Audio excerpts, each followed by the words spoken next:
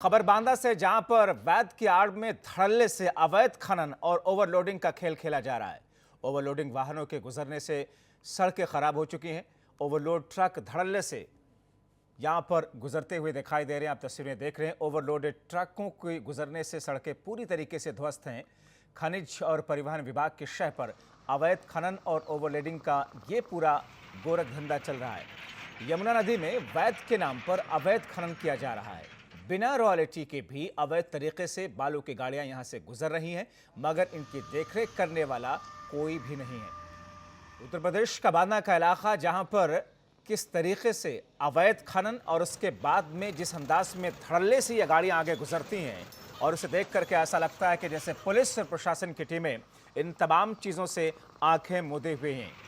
और ऐसी स्थिति में जबकि अब इन ट्रकों की रोक टोक कहीं से भी, न तो पुलिस की तरफ से न ही प्रशासन की तरफ से कोई ऐसा कदम देखने को मिला जिसके जरिए से ये कहा जा सके कि इन चीज़ों पर अवैध तरीके से, गैर कानूनी तरीके से जो काम चल रहा है, इस पर अंकुश लगाने के लिए कोई प्रयास भी इस वक्त है।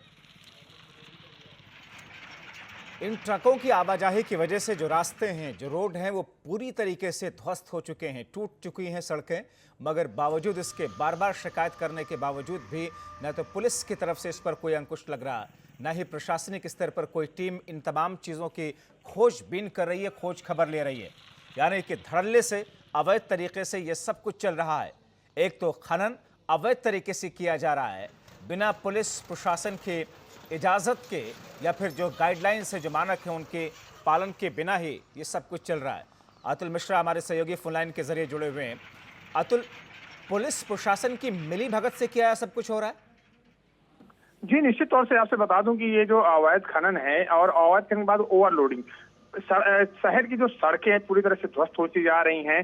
कई ऐसे मार्ग है जहां पर जो है इस तरह गड्ढे हो गए कि आज इन दुर्घटनाएं हो रही हैं। लोग रास्ते से गुजरने, ऐसे टूटे रास्तों से गुजरने के लिए मजबूर हैं, और उसके बावजूद भी ऐसी कोई खदान नहीं जहां से प्रतिदिन दर्जनों ट्रक ना निकले। अगर देखा जाए तो जिले से प्रतिदिन यहाँ पर लगभग 1 दर्जन से अधिक जो बालू के पट्टे हैं, खनन हो रहा है। बागी नदी, यमुना नदी और केन नदी में खनन चालू है।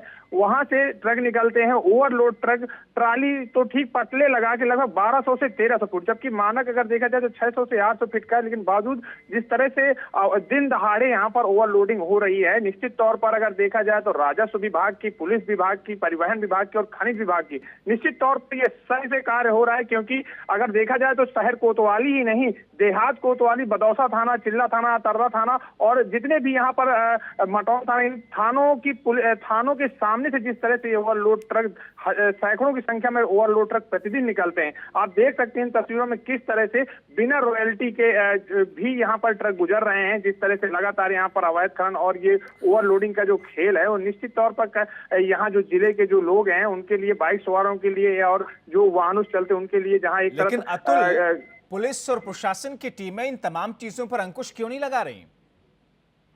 जी, आपसे बता दूं जिस तरह से यहाँ पर अगर पुलिस की कार्यशैली देखी जाए तो पुलिस दिन में तो जरूर दिखाई देती है, रात में दिखाई देती है, लेकिन निश्चित तौर पर अवैध खनन और ओवरलोडिंग पर किस तरह से आंखें मूंदे हुई है बांदा पुलिस, उसको आप खुद देख सकते हैं कि जिस तरह से खुलेआम अवैध खनन चल रहा है।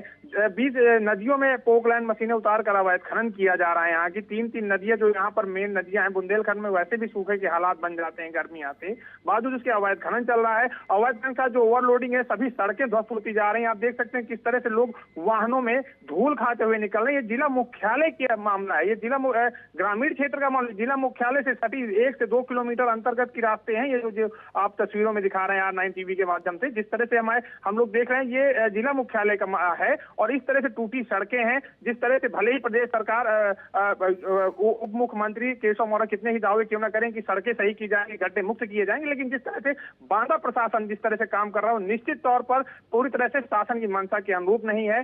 किसी ने शासन की मंशा के विपरीत कार्य कर रहे हैं। लगातार यहाँ पर जो देखा जाए तो जिस तरह से पुलिस, अगर कहीं ना कहीं जिस तरह से थानों के सामने से वो लोडेड ट्रक गुजर रहे हैं लगातार, कहीं ना कहीं पूरी तरह से मिली भगत है। निश्चित तौर पर ये पूरी सह से काम हो रहा है और पूरा प्रशासनिक अमला इसमें खनन माफियों की हाथ की कठपुतली बना हुआ है, उनके साथ मिलकर काम कर रहा है। चलिए, बहुत शुक्रिया अतुल मिश्रा इन तमाम जानकारी के लिए। तो ये सब कुछ धड़ल्ले से हो रहा है, मगर पुलिस और प्रशासन की टीमें इन तमाम चीज़ों से निगाहें मूंदे हुए हैं और बार बार शिकायत करने के बावजूद भी किसी तरह का कोई कदम नहीं उठाया जा रहा है।